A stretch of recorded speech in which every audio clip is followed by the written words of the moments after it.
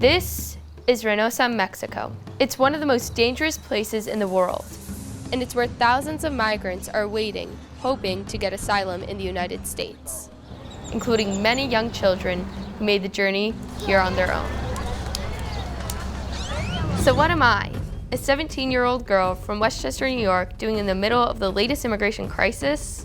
My name is Julia French, and I came here so I could see for myself what's going on, to try and understand what was making children my age and younger risk their lives just in the hope of becoming an American. These are their stories. It's so different from what I'm used to. It's just crazy. Just seeing all the people walk around. No, estoy esperando a alguien que se quede acá atrás. Gracias. The amount of security just all over the place. It's very gloomy. That was my first impression of our border with Mexico. I've just arrived in McAllen, Texas, the heart of the current migration crisis, with my journalist dad, Richard French, and producer Norma Galeana. And I quickly realized the crisis is everywhere. Before we could even get into Mexico, we saw buses dropping off dozens of migrants, sending them back to the very country they were trying to escape. Most of them were men, and most only had a small plastic bag to hold their life's possessions. Norma is a journalist with a lot of border experience, so I asked her about them. Do you think the majority of them are coming from other parts of Mexico or certain places in Central America? I think at this point it's a mix of Central America, Mexico. Where are you headed to? Right here to Reynosa. This is all before we even crossed the McAllen-Hidalgo Bridge. I'm nervous, but I'm excited to be able to talk to people and see what's going on. What do you expect to get out of this? I'm expecting just to be able to see what's happening firsthand and to better understand the issue, just because, you can get so much just from seeing something on a little screen, but being able to see it in person, I think it will definitely change my perspective of things. Our first stop in Mexico is Reynosa and La Plaza de la República. It's where migrants, forced to wait to apply for asylum, have set up a tent city. Most say they came here at what they call La Invitación, the invitation to America they were led to believe they would receive when Joe Biden became president. But that invitation obviously never happened. Most of the people here are families with young children, and life on the plaza wasn't at all what I expected. This is just tents everywhere. It's very different than anything I've seen in America. People are huddled in their tents with multiple people, not a lot of protection from the rain, the security is limited. It's a lot happening all at once. And if I thought things were hard for them, a rainstorm showed me just how much harder it really is.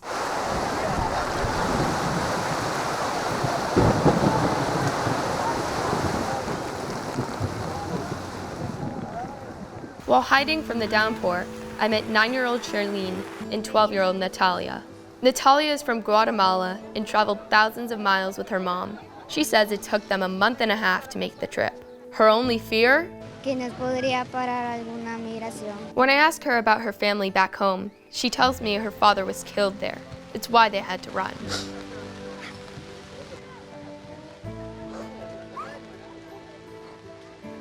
I tell her in Spanish, she's very strong. Tú estás muy fuerte. Sí. Lo siento, mi español es muy terrible, pero... It's obvious that even though she's only 12, she's seen things that I can't imagine. 9-year-old Charlene's life in Honduras seems better. Que ella iba a la escuela con mis amigos y ella jugaba con ellos todos los días. Ahí daban tiempo para jugar. She got to Reynosa with her father, but misses her family back home. Extraño que a mis hermanos, que yo jugaba con ellos, a mi mamá también, que me la pasaba con ella, ahí jugando también con ella. And all she wants for her future is to be able to help them. Quiero ser doctora y poder poder apoyar a mis papás y por eso me quiero ir para allá, a Estados Unidos, para poder allá graduarme y ayudarle a mis papás. When the rain finally stops, we head back to our car. But before we get in, Norma asks me what I think about what I saw. It was just very hectic. Everyone was just trying to get shelter, trying to stay dry. And in doing so, I was able to talk to some people about their experiences. And I think that what they were telling me was just further emphasized, like all the burdens, just seeing them have to be under a plastic tent that they all made just to stay dry. Literally seconds away from the border where I'm from, I see people suffering like this. We have no idea how lucky we are to have the lives that we do, in that at the end of the day, what we're seeing on the news isn't the complete reality that of the situation. As we pull up to our next stop, my mind is still on the migrants living in the makeshift tents in the rain. If they're lucky, some of them will end up here, the La Senda de Vida shelter, run by Pastor Hector Silva. The kids I met here made the trip on their own, and as dangerous as that sounds, the danger in Reynosa can be even greater. Los agarraron, los quitaron todo y los fueron a encerrar a una casa. Que los iban a matar si no pagábamos el dinero. This 18-year-old Honduran girl was kidnapped by a drug cartel when she arrived. We're hiding her identity to protect her. The cartels see migrants as another way to make money. Los quitaron el teléfono y en el día llevaban una vez al día para que nosotros habláramos con el familiar para que pagaran el dinero. She's one of the lucky ones because her family was able to pay. Yo me siento feliz porque ya estoy en un lugar más seguro. Another girl says coyotes stuffed her into a truck with 70 other people. Cuando los montaron a unas combis y que no teníamos aire ni nada, que ya los ahogaron. Solo le pedí a Dios que me ayudara porque ya no podía, no alcanzaba respiración, estaba. She's hoping to get into the United States to make money to help her elderly father. 16-year-olds Katherine and Anamias are just a year younger than I am. They also made the journey to escape violence in their home countries. They met here at the shelter, but are both from Honduras. And both tell the same story over a bowl of chicken soup. Tuvimos problemas con las pandillas de Honduras, entonces tuvimos que salir obligados. Nosotros nos tenían amenazadas las pandillas, a mí me querían obligar a vender drogas y todo eso. It took Katherine 5 months and Anamias 5 weeks to reach Reynosa. Both want the American dream. Creo que poder llegar a Estados Unidos y tener una vida pues con seguridad y estable. Tener una vida mejor, un futuro mejor para mi familia, para mí. Pastor Silva says these stories are not unusual. Soon that you enter of the Mexican area or Mexico side, there's always like I've been take my telephone, they've been took my money, I got kidnapped. He says he tries not to get emotional, but some of the stories he just can't forget. Not long ago, I had this little girl, she was 14 years old, and I saw my wife and asking, why are you crying? It's a girl right there, you're just talking to her, and she's 14 years old, and she was like 8 months pregnant. So, and it was like, it really impacted me. He says most of the kids who arrive here alone just want to meet their parents who left them behind. This boy, he would say, Pastor, if I can give my mom just a hug, I just want to give him a hug and I go back to my country. As sad as those stories are, we also see hope. Danielle made the trip from Venezuela. While staying at the shelter, he discovered a new talent. He found an old piece of wood and made this painting. 3 bridges are going to like a better place. Is that better place America for you? Yes. He says it represents his future. Para mí representa pues vida, un nuevo camino a una nueva vida, un mejor trabajo y a lo grande. We say goodbye to our friends at Senda de Vida and head back to the United States. We just got back into the United States, and just the vast visual difference between Texas and Mexico and how crazy it is that this is so many people's lives and that they have to go through all this pain and suffering and having to travel thousands of miles just to get rejected from our country. I've got a lot on my mind, including what we'll be doing tomorrow. This is our second day here. We're going to a few small towns on the border on the American side just to see how American lives are impacted by the immigration crisis and also see the Rio Grande up close. We start in Granjero, Texas, which, like the sign that welcomes you, has had its ups and downs. The border wall is literally in the backyard of people like Gloria Garza. They'll tear your fence down. They tear anything. They don't care. She's lived here her whole life and says that she used to be against the border wall, but not anymore. There's nights I don't sleep, and you have to be on the watch out. You have to be watching for everything, looking out, because these people are all over the place. She says she used to give the immigrants who came to her house sandwiches and water, but the people coming over now are, quote, different. Everybody keeps saying we come because there's hardships and that. This majority of the people, I'm not saying all of them, what scares us, they've caught criminals, they've caught predators, they've caught a lot of people, that's wrong for us here. In Juan Rodriguez's backyard, the Border Patrol is standing guard.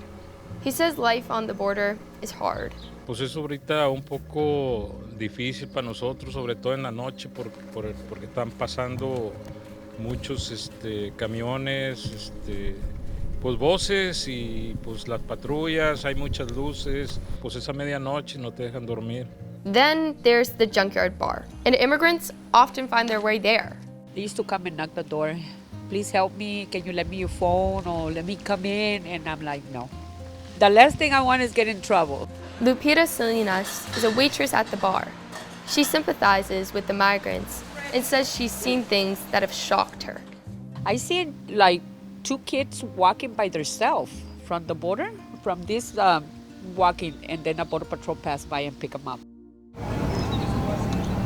At nearby Anzaldua State Park, you'll find families on both sides of the border enjoying their day. On the Texas side, there are people boating and fishing, and on the Mexican side, I can see a family swimming. That's where I met 18-year-old Angel Montoya. I was curious what a kid close to my age who lives here thinks. You can't judge a book by its cover, like just because they're probably not well off as we are or they don't have the same things we do doesn't mean they're different. We're all people. He says his great-grandparents immigrated to the United States, so he knows the difference. My great-grandparents that from a very young age, like around 10 years old, that they would have to work to provide for their family. And over here, you don't really see that often, It's always like, there's always a situation where they're okay, they get to grow up, they get to go to school. Back in the car, we see bus after bus pass by. They're all filled with migrants being taken back to Mexico. We follow them to the border wall. It's my first time seeing the giant steel fence up close, and I realize it's not just a wall that divides countries. I feel like it's kind of not taunting. It either pains people or it encourages them to keep on going. And sometimes it's so painful for people to say that I've gone thousands of miles just to stand in front of a wall and I can't do anything really about it. But also at the same time, it encourages many people to say, I'm so close to being where I want to be and being so close to accomplishing my dream. It's been another emotional day. Tomorrow, we will be visiting a shelter where children are waiting to be reunited with their parents. In speaking with Sister Norma Pimentel, her work with immigrants has earned her the nickname the Pope's favorite nun. Well, Julia, here we are. We're in Donna, Texas, and this is a detention facility that was in the headlines quite a bit with children here, a lot of times unaccompanied minors. This is a confusing situation. I don't know about you, but after a few days here along the border, I'm as confused as before I came. Looking at the issue overall, it's a very complex issue because there's not a right or wrong answer, and there's not a direct way to solve it exactly, because we heard both sides that sometimes people are saying, hey, I don't want this on my property, and other times people are saying we just want a better life. So it's never an easy topic to handle. I think that what we heard and saw, it just shows that a lot of people are in despair, and a lot of those people are in our own country, and they came here for the exact opposite. They wanted a better future, they wanted safety, they wanted stability, and what they're getting right now isn't really exactly that. And I also think that if more people saw it firsthand, there would be just more empathy from the American side of things, and that more people would be more understanding and more willing to learn more and pay more attention to this situation. Someone who is paying a lot of attention to the crisis is Sister Norma Pimentel. She runs the Catholic Charities of the Rio Grande Valley in McAllen. It's where newly arrived immigrants can get shelter, food, and medical help. So many families locally from this area. We saw the families at the bus station, mothers and children crying, hurting, dehydrating, dirty and muddy, and they needed help. Like Pastor Silva, she also has stories she can't forget. A woman that is about to give birth and you come like this, and she had a little girl, she was 3 years old. And I said, why would you do this to yourself? Put yourself through all this danger. And she showed me her hand. And it was all disfigured. And she said, you see this? I had some men come into my house. They had a machete, and they struck at my little girl. She's alive only because we're here now. Because they struck to her and I put my hand to save her. Sister Pimentel has helped thousands of immigrants, but she says it's Americans who make it possible. It exists only because of the support of thousands of people from the United States saying, I want to help. I want to be there for that child, for that mother, for that family. And this is who we are in the United States. We are people who care. I asked her how she does it day after day. I do get tired, and at the end of the day, I end up very tired and I go to sleep tired. But I go to sleep with a sense of peace, with a sense of accomplishment. I've done something good. Her work has drawn so much attention, she was recognized by Pope Francis himself. Through you, I want to thank all the sisters of religious orders in the U.S. It was amazing to have our Holy Father, Pope Francis, recognize the work that so many of us here at the border are doing to receive these families, to care for them. And his message is, don't shut your heart down. And I see that message everywhere at Catholic Charities. Just like in La Plaza de la República, kids are playing and people are getting supplies. But here, I see hope and joy. Like in 17-year-old Arlen Perez. He just arrived with his dad. Fue bastante difícil el camino, porque hay veces que uno no duerme bien, hay veces no duerme. His American dream is to study, get a job, and help his family. He says stepping onto the U.S. soil meant everything. Sí me puse bien contento porque ya pasó toda la pesadilla de estar en ese camino atrás. He is very much on my mind when we leave. I think that being able to be in America for him and many people like him means so much more than just crossing a border. Being born in America is seen as a privilege now. It's me living in New York. I've never thought about it being better than living somewhere else. But now I realize that these kids view me and my life as their dream, and that they want something that I was just given at birth. Our journey to the border is almost over, and ironically, it ends how it began. With signs of the crisis everywhere. We stumble on a small group of migrants with the Texas State Highway Patrol. After a month on the road and 10 days trying to cross the border without eating, they simply gave up. My trip to the border has made the crisis very real for me. My dad asks me about it right before we leave. Is it what you expected, the migrant crisis you saw firsthand? We talked a lot about this at home. We've seen a lot of news on this, but I am really surprised to the extent of the immigration crisis and the amount of people that I saw suffering. Discussing the topic of it being black and white, I just think that's not true. There's so much gray in between. It's such a complex topic and there's not a right or wrong, and being able to hear both sides of the discussion, I think that I'm able to really grasp the situation and understand how pressing of an issue it is. Finally, another thing that struck me was they all talked about what they were hoping to find in America. Yeah, I think that the media really focuses on these migrants running away from something and not really the aspect of them running to something, which is the American dream. They all want a better future, whether that is being able to get an education or getting a job, being able to reunite with family. And I think that that's what really keeps a lot of these migrants going, especially on these extremely hard trips to places like Reynosa and America in itself.